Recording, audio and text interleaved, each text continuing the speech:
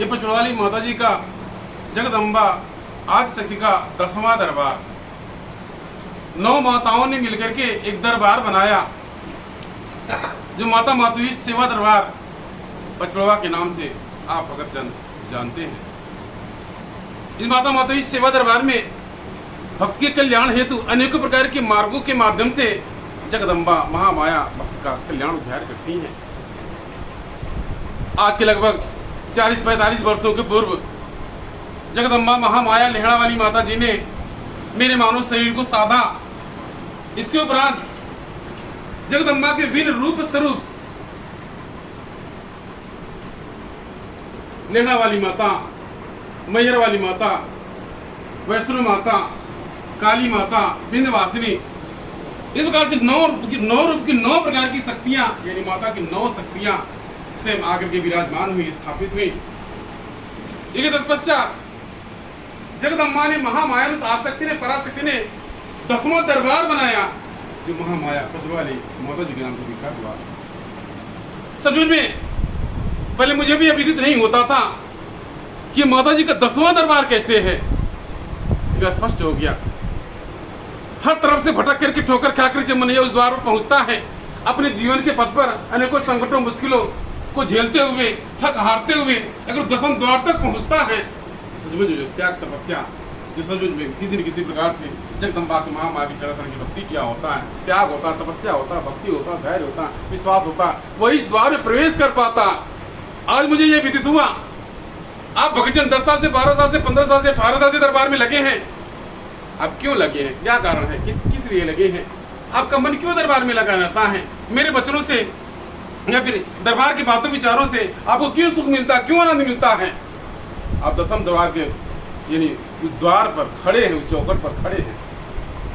आप जो भी 10-12 साल के पूर्व यानी 12 साल के बाद जो भी भगत जन दरबार से लगे रहे, तमाम आवश्यकता व्यवस्था आया, तमाम दुख समस्या आए, लेकिन विचलित नहीं हुए। आप दरबार से लगे रहे, कहीं भटके नहीं, 10वें द्वार की चौखट पर द्वार पर आकर खड़े हैं।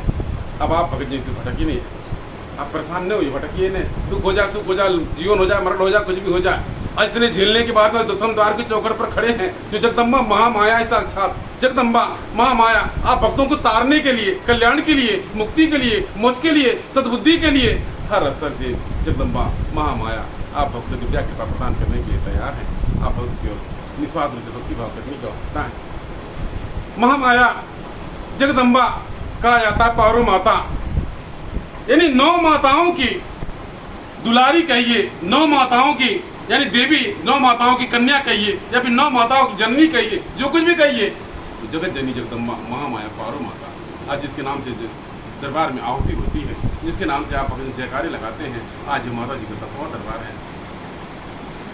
हमें ध्यान आया कि इस बार जगदम्बा महामाया जन कल्याण हेतु धरा पर अवतरित हुई।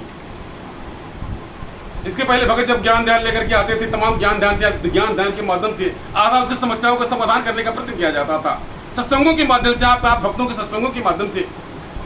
लेकिन सचमुच में जगदम्बा को भी लगा होगा ज्ञानी किसी चीज का समाधान नहीं है, उस आवश्यकता की पूर्ति समाधान है।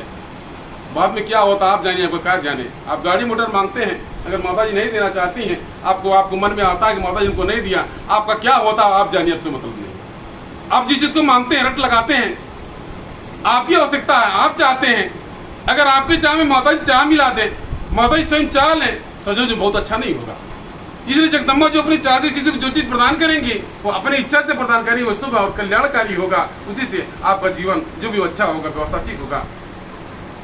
इसलिए मेरा ध्यान बना इस बड़ा दरबार में भक्तजन कल्याण के लिए आते हो, कल्याण किसी प्रकार से आज आप भक्त विदित हो। अब मेरे द्वारा भी नवरात्रि 9 दिन तक जन कल्याण हेतु, आप भक्तों के कल्याण हेतु, यानी मेरे द्वारा यूँ समझिए नवरात्रि 9 दिन व्रत रहा जाता है।